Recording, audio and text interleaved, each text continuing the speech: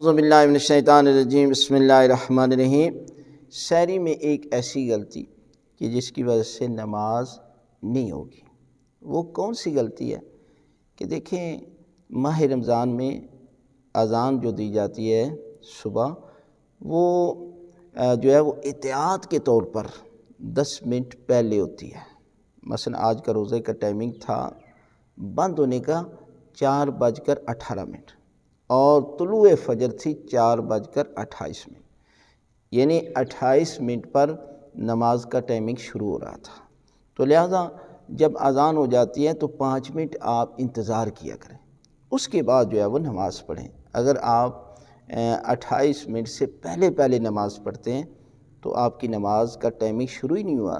جب شروع نہیں ہوا تو آپ نماز جو پڑھ رہے ہیں وہ تو ہوئی نہیں ہے۔ لہٰذا ہمیشہ کوشش کریں کہ جو ہے وہ بالخصوص ماہ رمضان میں کہ آپ سحری کے وقت سے 10 منٹ بعد نماز پڑھا کریں۔ لہٰذا اکثر علاقوں میں تو یہ دیکھا گیا ہے کہ وہ ماہ رمضان کے علاوہ آدھا گھنٹہ اہل سنت برادران سے پہلے اذان دے دیتے ہیں۔ نہیں، ایسا نہیں کرنا چاہیے۔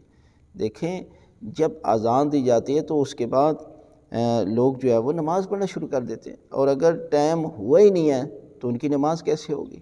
لہٰذا جو اذان دینے والا ہے اسے وقت کو مد نظر رکھتے ہوئے اذان دینی چاہیے، اس لیے کہ وہ ذمہ دار شخص ہونا چاہیے جس کی اذان کی وجہ سے لوگ نماز پڑھنا شروع کر دیتے ہیں۔ لہٰذا یہ ایک ایسی غلطی نہ کریں، وگرنہ نماز فجر جو ہے وہ آپ پڑھ رہے ہیں تو آپ کی نماز فجر نہیں ہو رہی۔